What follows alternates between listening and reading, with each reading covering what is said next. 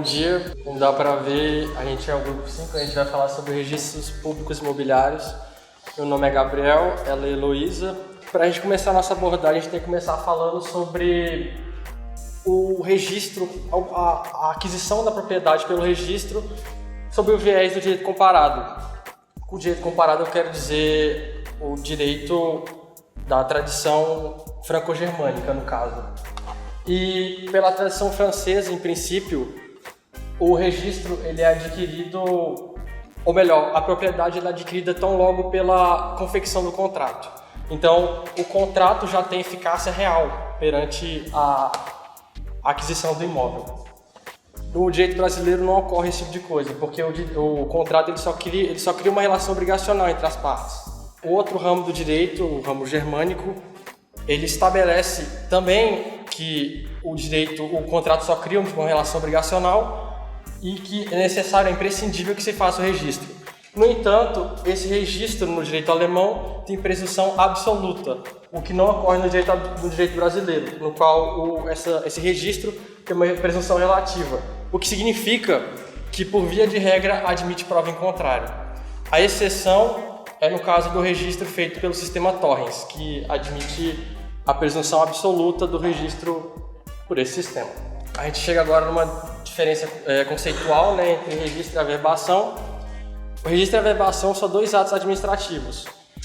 Residualmente, a gente pode caracterizar a averbação como todo aquele ato que não se destina a alterar a titularidade do imóvel, no caso, ato dirigido ao oficial imobiliário que não se destina a alterar a titularidade do imóvel ou então constituir algum ônus real sobre esse imóvel.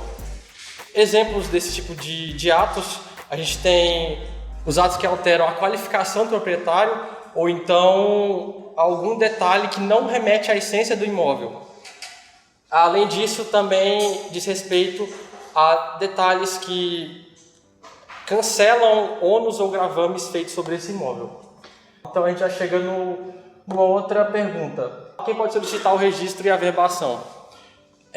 A resposta a gente encontra nos artigos 178, 179 e 180 da Lei de Registros Públicos, que o senhor inclusive mencionou. Bom, o primeiro deles estabelece que o registro e a averbação podem ser provocados por qualquer parte, qualquer pessoa interessada, cabendo, obviamente, o recolhimento das despesas inerentes a esses atos à pessoa que solicita. O artigo seguinte diz que, nos atos a título gratuito, o registro também pode ser promovido pela transferência. Para quem não se lembra, o penhor é uma espécie de direito de garantia real, né, no qual você dá um bem móvel em garantia. Nesse caso, ele independe do consentimento do credor hipotecário. A gente chega aqui agora para falar sobre a matrícula. Bom, a matrícula é uma ficha cadastral enumerada que contém as informações pertinentes ao imóvel e ao seu titular, como eu havia mencionado anteriormente. É, por assim dizer, um documento que contém a descrição do bem do proprietário. Fazendo uma analogia, a gente pode dizer que a matrícula está para o bem imóvel, assim como o número do RG está para a pessoa física. É um documento importantíssimo para qualquer tipo de transferência, qualquer tipo de modificação, alienação do imóvel. É um elemento muito pertinente dentro do direito imobiliário. Dessa constatação, a gente chega a 3 deduções. A primeira é de que todo imóvel que venha ser objeto de título a ser registrado deve estar matriculado. Isso é uma proposição óbvia, não pretendo me estender nesse sentido. A segunda dedução é que a matrícula vai ser efetuada quando for realizado o primeiro registro a partir da vigência da Lei de Registros Públicos, que é a Lei 6.573, mediante os elementos constantes do título apresentado e do registro anterior nele mencionado. Isso aí se coaduna com o princípio da continuidade. Nesse tocante aqui, é bom a gente mencionar que antes da vigência dessa lei, o número de transcrição, que nem remetia ao número de matrícula, em verdade, ele era alterado a cada alienação do imóvel. Eu não me recordo exatamente se seria só no caso de alienação, um ato entre pessoas vivas, ou qualquer outro tipo de modificação, alteração, extinção de matrícula. Mas, enfim, caso haja uso na certidão, essa aqui é a terceira dedução, né? Caso haja uso na certidão, o oficial fará a matrícula, logo em seguida ao registro. A averbação averbará a existência do ônus, sua natureza e valor, certificando o ato no título que devolverá a parte, que ocorrerá também quando o ônibus estiver lançado no próprio cartório. Isso aqui diz respeito ao princípio da publicidade. Eu não vou me estender também nisso aqui, porque é um tema afeto ao que a Luísa vai falar. A gente chega aqui nas hipóteses em que a matrícula pode ser cancelada. A primeira delas é por decisão judicial. A segunda é quando, em virtude de decisões de alienações parciais, o imóvel for transferido inteiramente aos proprietários. Isso aqui diz respeito à conformidade entre a verdade da forma e a verdade da matéria. Se não corresponde, ela pode ser cancelada. Pela fusão, quando dois ou mais imóveis próximos pertencerem ao mesmo proprietário e constarem de matrículas autônomas. O contrato, como a gente falou, é um acordo de vontade entre as partes. A escritura, a gente pode dizer a grosso modo que é um acordo de vontade entre as partes, contudo, ele é lavrado por um terceiro dotado de fé pública, né? No caso, o notário. Importante mencionar que a escritura pode ser realizada, pode ser lavrada por qualquer cartório de notas. É diferente do registro, por exemplo, que só pode ser efetuado ou perfectibilizado por um cartório de registro de imóveis. Uma definição mais apropriada, né? A definição pública pode então ser definida como instrumento representativo de vontade das partes, feito perante o notário, sendo, portanto, instrumento público da declaração unilateral ou bilateral que contém a manifestação de vontade das partes em realizar um negócio jurídico.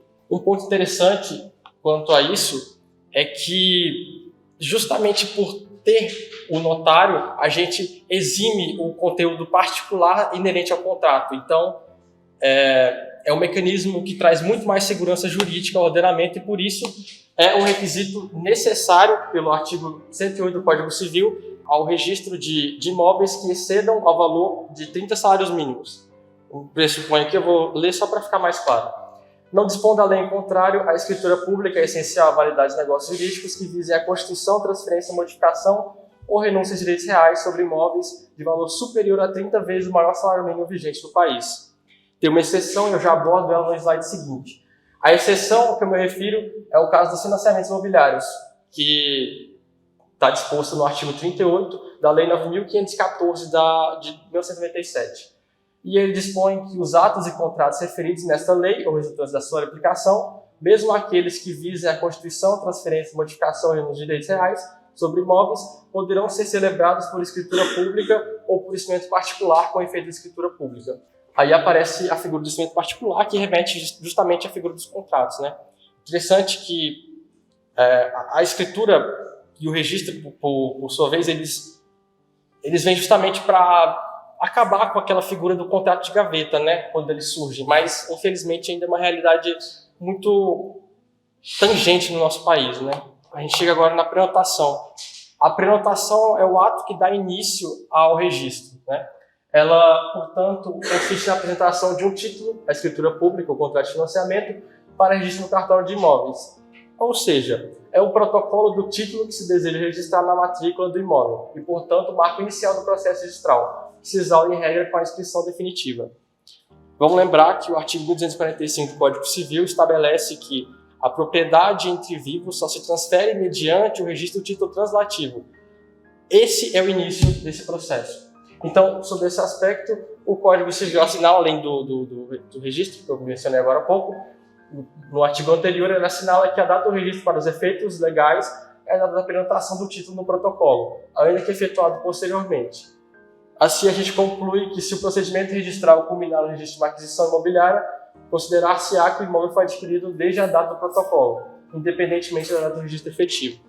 Significa que a data que vai constar de aquisição daquele imóvel é aquela em que se efetuou a prenotação. A gente também tem que destacar que a prenotação assegura a prioridade do registro na medida em que, se mais de um título for apresentado ao registro no mesmo dia, será registrado aquele prenotado em primeiro lugar no protocolo.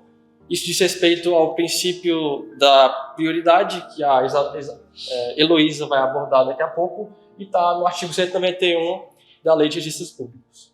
Por fim, eu queria destacar uma alteração recente na legislação, trazida pela Lei 14.382, que diz respeito à validade da prenotação. Assim dispõe o artigo 205.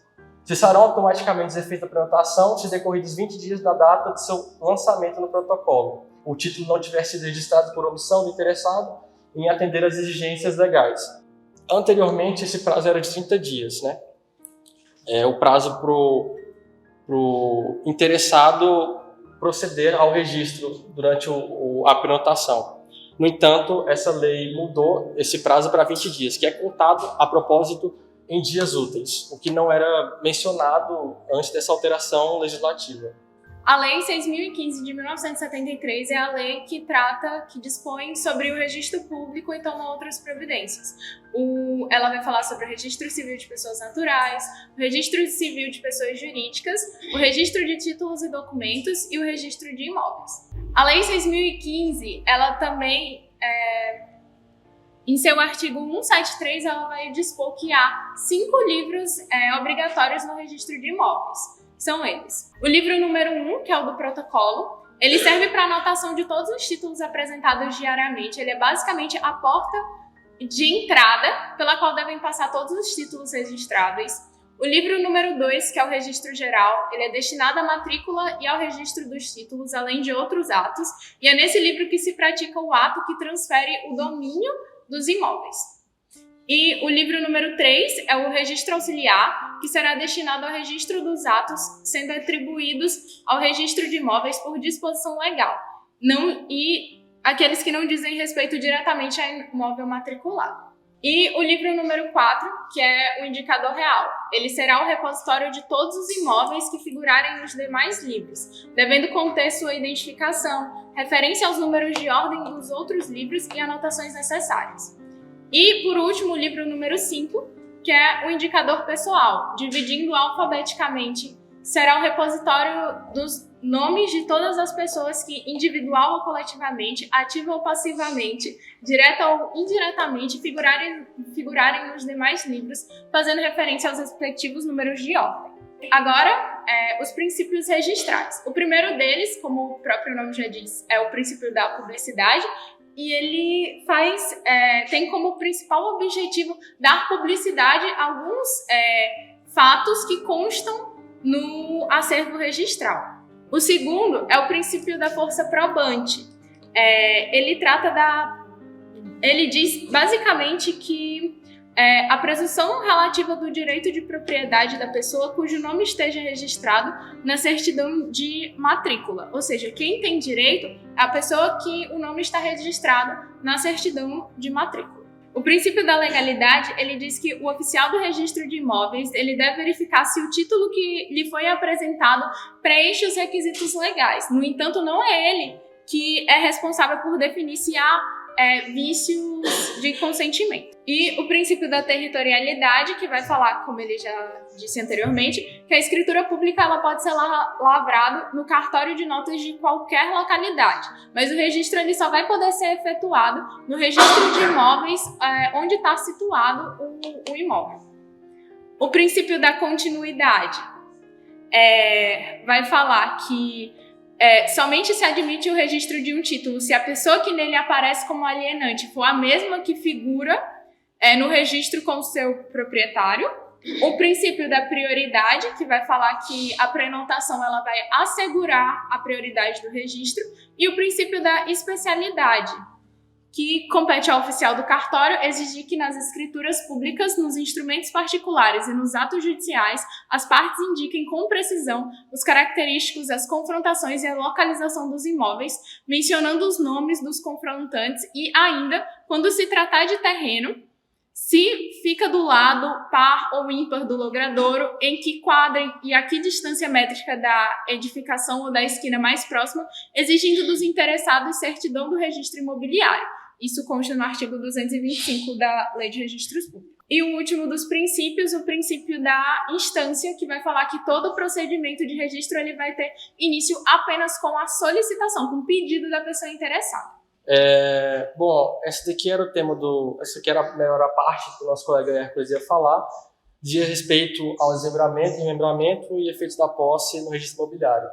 Mas, como não dá para ouvir, né, a gente vai repassar aqui bem rapidamente.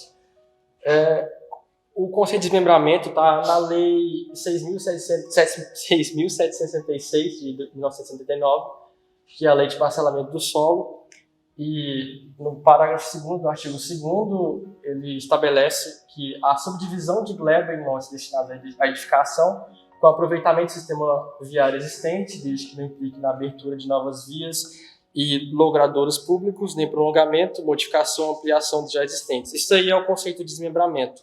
Na imagem a gente tem algo que esclarece bem o que vem a ser isso. Desmembramento é, portanto, a simples divisão de uma gleba em 2 ou mais lotes, né? A gente ainda pode fazer uma subdivisão dessa espécie em desmembramento de imóveis rurais e desmembramento de imóveis urbanos. Ele ainda pode ser feito sobre 2 tipos, judicial e extrajudicial. Sempre considerando a fração mínima do parcelamento, né? É algo que está, inclusive, inscrito naquela lei. Como não é algo muito afeto ao registro público em si, a gente não pormenorizou esses detalhes da fração mínima no nosso trabalho, mas a título de conhecimento está na lei de parcelamento do solo. O remembramento de lotes é outra espécie e é um procedimento pelo qual 2 ou mais lotes são unificados, gerando-se um novo lote.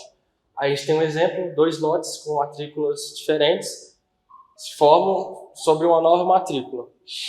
Aí 2 matrículas são unificadas, no caso, né? Esse daí que é a conclusão, gerando uma nova matrícula. E esse tema aqui é algo que é algo muito específico, o efeito da posse no registro imobiliário. Mas a gente encontrou que a posse, por via de regra, não tem acesso ao sistema formal de registro de imóveis. Ou seja, o sistema adotado no Brasil recepciona no Fórum Real apenas os atos expressamente previstos em lei, cujo rol encontra-se no artigo 167, inciso 1, da Lei de Registros Públicos.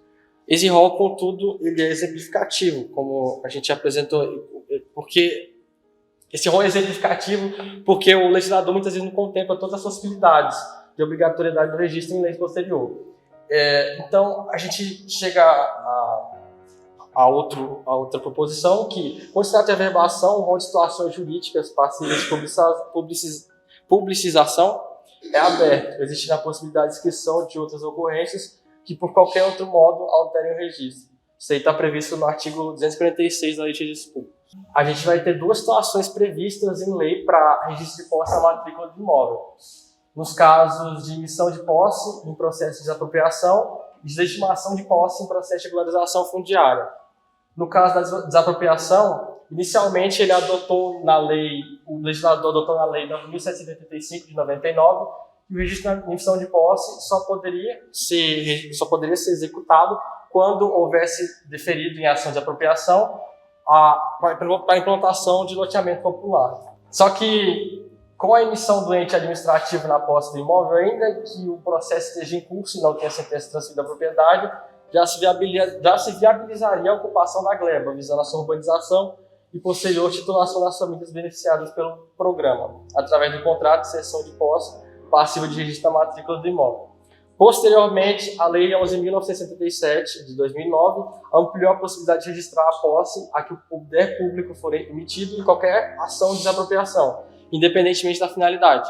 Percebam que anteriormente era só para implementação de loteamento popular, mas agora generalizou. Para qualquer finalidade poderia ocorrer o registro da posse, no caso de emissão de posse e desapropriação. A segunda hipótese é a da regularização fundiária de assentamento urbano regular, muito ligada à função social da propriedade, à função social do imóvel, e tem o objetivo de urbanizar a área já ocupada, de fato, sem a observância das regras de parcelamento do solo urbano. É uma exceção prevista em lei. De acordo com a lei, o poder público tem como instrumentos o auto de demarcação urbanística, que consiste num ato administrativo que delimita a área a ser regularizada, indicando os proprietários registrais de uma das matrículas atingidas e identificando os ocupantes, qualificando a posse de cada um deles. Uma das finalidades do Instituto é a titulação dos ocupantes, e é a razão pela qual o legislador criou o título de legitimação de posse, que é concedido pelo poder público com base no cadastro que fez os ocupantes. Esse título tem espaço no registro de imóveis e traz, por conseguinte, a publicidade da posse do beneficiário, que vai poder transferir esse título a terceiros, desde que o ato esteja escrito na matrícula, se coaduna com o princípio da publicidade. Bom dia, me chamo Hércules Lopes e eu fiquei com a parte do desmembramento e remembramento.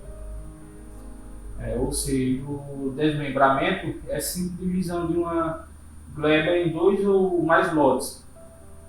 Ou sim, além desse instituto de subdividir em outras 2 espécies, que envolve a atuação do órgão totalmente distinto. Também pode ser feito mediante rito judicial ou extrajudicial.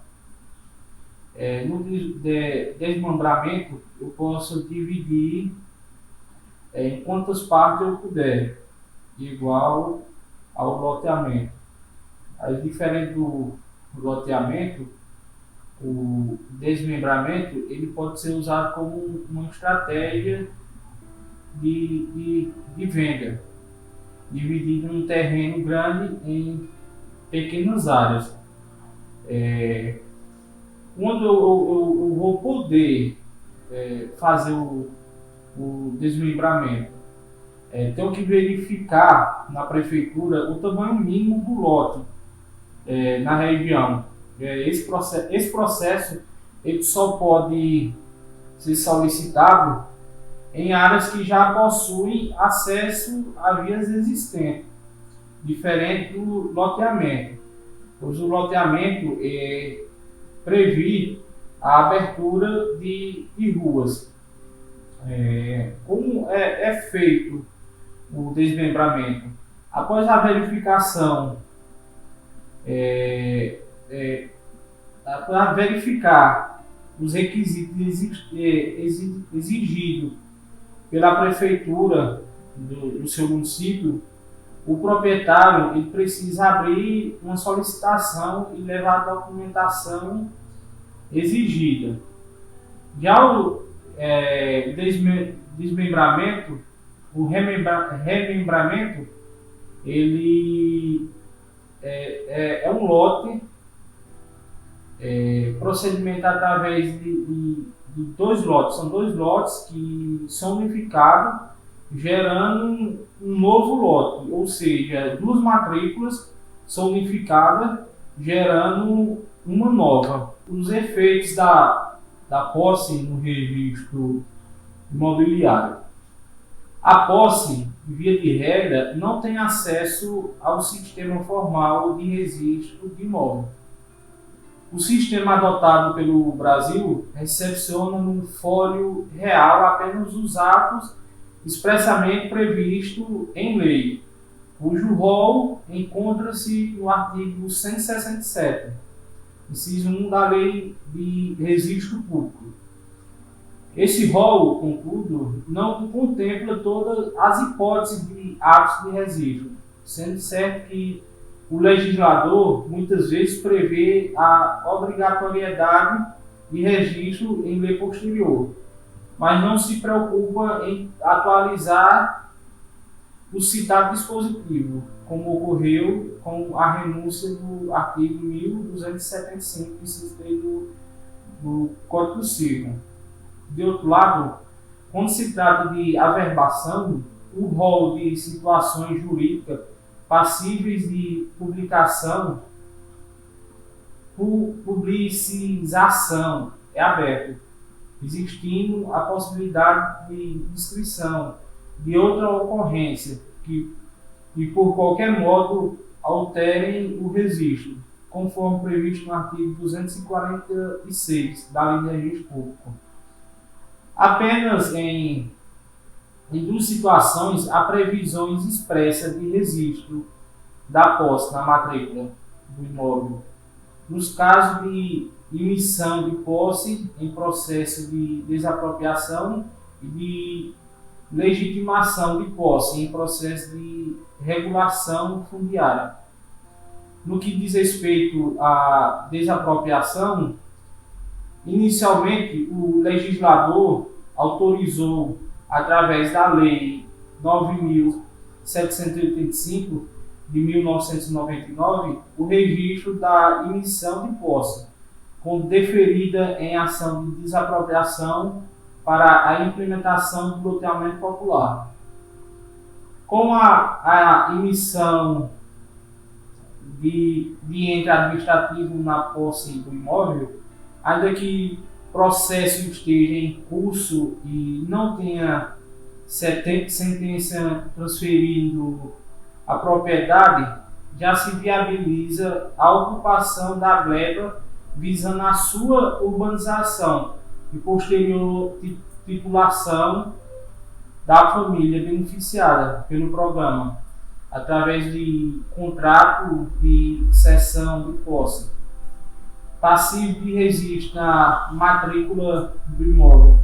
Posteriormente, a Lei 11.977 de 2009 ampliou a possibilidade de se registrar a posse a que o poder público fora emitido em qualquer ação de desapropriação, independentemente da finalidade. Já o segundo caso está previsto na Lei 11.977 de 2009, que possibilita a regularização fundiária de assentamento urbano irregulares, com o objetivo de urbanizar a área já ocupada, de fato sem a observância das regras de parcelamento do solo urbano.